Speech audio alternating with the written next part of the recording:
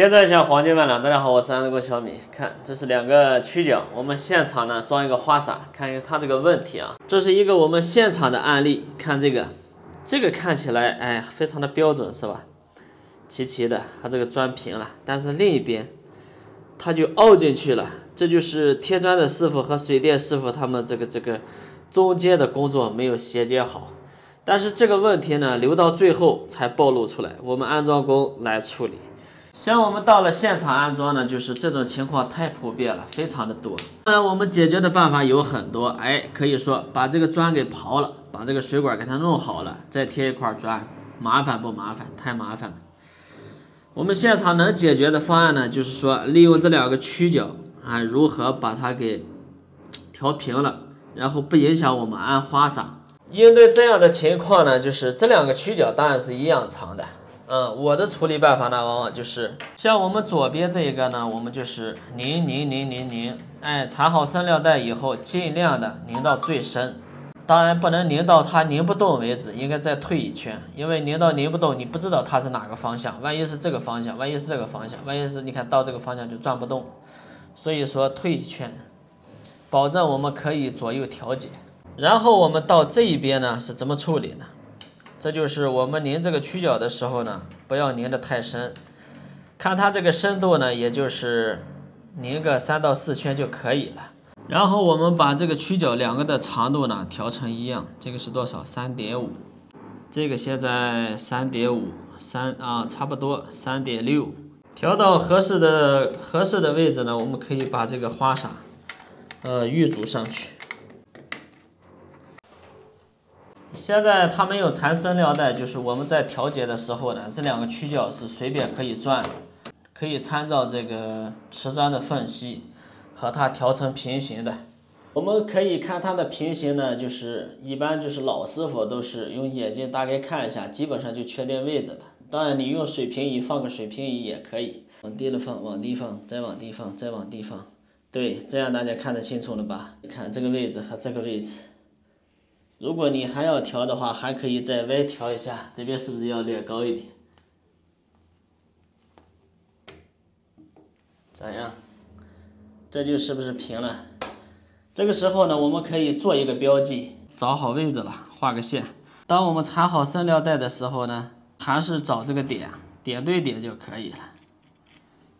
现在我们把这个曲角就拆下来了，再给大家分享一个就是缠生料带的小技巧吧。比如说这个曲角是比较光滑的，我们缠上了生料带往里拧的时候，生料带会退，你越拧它越跑，就是光是曲角转，生料带不转。这种情况呢，其实也有解决办法，就是我们找个钳子，这样对着它这个口，你使劲的掐它，对，就这样，它这个东西也掐不坏。这样掐完了以后呢，它就形成了一个倒刺一样的东西，就是我们缠生料带，它就不会跑了。好多人说这个生料带到底是缠多少合适？这个东西有标准吗？没有。为啥说呢？因为生料带它的薄厚是不一样的。因为这个生料带它卖的时候，它是以克数卖的，5克的、4克的、8克、9克、10克的，对吧？它克数越大，生料带就越厚。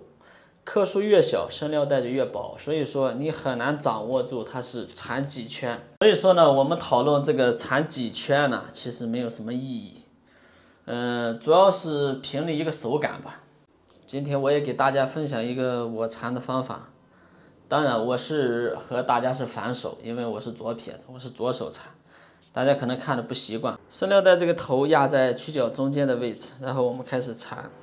在缠绕的过程中呢，我们可以把这个生料带像拧成一股绳儿一样，是这样的。然后我们缠，从中间呢往前端缠，这缠的差不多满了，对吧？缠到头了，然后我们开始打十字交叉，就这样缠。反过来以后再从这边，很明显吧？十字交叉的，对吧？这样缠的话，生料带不会退，大家可以试一试，这只是我的一个分享。然后就是这样，但是你在缠绕的过程中呢，就是尽量把中间缠的厚一点，感觉缠个差不多的时候，把这个生料带还要弄开，弄成它原有的这个状态，它不就宽了吗？然后把它压上几圈。这个压上几圈的好处呢，就是在拧的时候好认生料带。现在呢，我把它坠断了啊，坠断了，我再把它给拆了，看它是缠了几圈，1圈、2圈、3圈、4圈、5圈、6圈、7圈、8圈、9圈、10圈、11、12。这个生料带大概的长度呢，就是这么长，大家能看得到啊，这么长。我再重新缠回去，然后我们试一下这个效果。这个东西是大家去不断的尝试啊，不要说是哎我就是按谁的方法来，那不见得，一定要去多尝试，找到自己的方法最合适。你看这个上劲儿了没？现在我跟你说一下这个力量啊，就是我现在一个手指，哎拧不动了，但是2到3个手指，这个力度我也不知道该怎么说，反正就是这一把手，就这个短把的扳手，你就感觉吧，上了劲儿就可以了，也不能把这个东西拧太狠，因为拧得太狠的话，这个管口都容易给它撑得爆裂；拧得太松，它漏水，自己去感觉。总而言之呢，这个生料带缠好了以后，就是一个锥字形的，大家常说的锥字形。前端薄，后端厚，因为好认，认进去以后呢，它会越拧越紧，越拧越紧，这就是最好的状态。这就是我们刚才延伸出来的这个线啊，就是这个位置，找到这个位置，这基本上我们曲角呢就定好位了。现在呢，让我们安装工啊非常头疼的一件事就是这个装饰盖，因为现在的装修啊是越来越高端了，对吧？对技术要求也越来越高了，所以导致我们很多师傅都退场了，不干这一行了，没法干了。当我们这个盖子拧到这个位置的时候，你发现死活都进不去了，死活它都不进了，这怎么办？对吧？业主说必须得靠墙，对吧？但是咱们现在拧不进去了，怎么办？评论区里面呢，曾经有师傅也跟我说过，就是说，你用那个钻头磨太麻烦了，直接用钳子掰。我之前也是用钳子掰的。因为每一个装饰盖呢，它这边都有一个豁口，说白了，它就是跟着螺丝纹走的一个口，但是走到最后它就没口了，走不了了。所以说大家说，你用钳子掰，就这么掰，这就这么掰。但是你看现在的装饰盖，掰完了以后呢，尤其这种掉漆，看到没？它掰完了以后掉漆，这是很大的一个麻烦。再一个就是这个钳子掰完了以后，一个印儿一个印儿一个印儿。太难看了。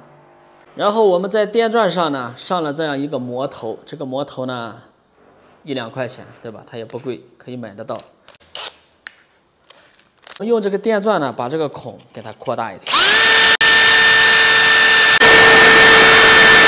我们扩完了以后呢，再把它装上去。扩完了以后呢，我们这个盖子啊就可以把它拧到底了。这种黑色的拧的时候一定要注意，因为它是喷的漆，这个容易掉漆。我们找个布子了啥的垫一下。这个混合器呢，我们就装完了。今天的视频也就分享到这儿了，拜拜。